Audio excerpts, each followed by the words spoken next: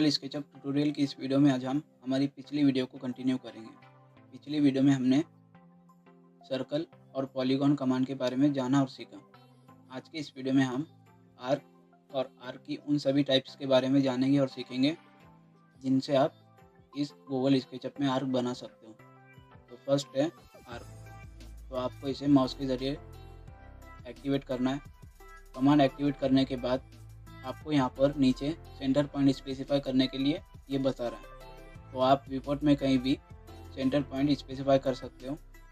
Centre point specify करने के बाद आपको फर्स्ट आर्क पॉइंट को स्पेसिफाई करना है। तो आप अपनी रिक्वायरमेंट के मुताबिक विपोर्ट में कहीं भी फर्स्ट आर्क पॉइंट स्पेसिफाई कर सकते हो। फर्स्ट आर्क पॉइंट स्पेसिफाई करने के बाद आप इसे किस भी एंगल में अपनी रिक्वायरमेंट के मुताबिक जो भी आपको जिस भी एंगल का चाहिए उस एंगल में आप इसे बना सकते हो। तो अगर आपको किसी स्पेसिफिक एंगल पर इस आर्क को बनाना है तो उस एंगल को आपको टाइप करना है, देन नेक्स्ट इंटर प्रेस करना है। इंटर प्रेस करते ही जो भी एंगल आपने टाइप किया था उस एंगल पर ये आर्क बन जाएगा। तो इस तरह से आप आर्क कमांड का यूज़ करते हुए किसी भी आर्क को बना सकते हो। देन नेक्स्ट कमांड है 2 point arc. 2 point arc command को आपको माउस के ज़रिए एक्टिवेट करना है। कमांड एक्टिवेट करने के बाद आपको इसके स्टार्ट पॉइंट को स्पेसिफाई करना है। तो आप अपनी रिक्वायरमेंट के मुताबिक कहीं भी विपोर्ट में स्टार्ट पॉइंट स्पेसिफाई कर सकते हो। तो अब मैं यहाँ पर इस रेक्टेंगल पर स्टार्ट पॉइंट स्पेसिफाई करूँगा। देन नेक्स्ट सेकेंड पॉइंट इस कॉर्नर पर स्पेसिफाई करूँगा।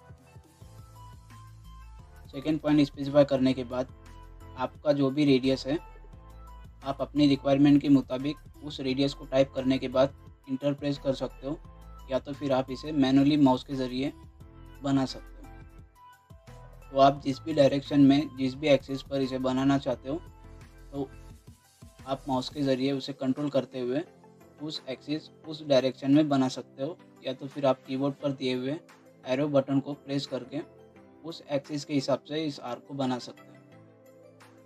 तो इस तरह से आप 2 पॉइंट आर्क कमांड का यूज़ करते हुए किसी भी एक्सिस में किसी भी तरह के आर्क को बना सकते हो। तो ये थी 2 पॉइंट आर्क कमांड जिसके बारे में हमने जाना और सीखा। देन नेक्स्ट कमांड है 3 पॉइंट आर्क। तो आपको इसे माउस के ज़रिए एक्टिवेट करना है। कमांड एक्टिवेट करने के बाद आपको इस आर्क के स्टार्ट पॉइंट को स्पेसिफाई करना है। तो हमारे पास यहाँ पर एक ट्रायंगल है, तो इस पर हम 3 पॉइंट आर्क बनाएंगे। तो आप इस ट्रायंगल के किसी भी कॉर्नर पर स्टार्ट पॉइंट स्पेसिफाई कर सकते हो। देन नेक्स्ट सेकंड पॉइंट आपको स्पेसिफाई करना है।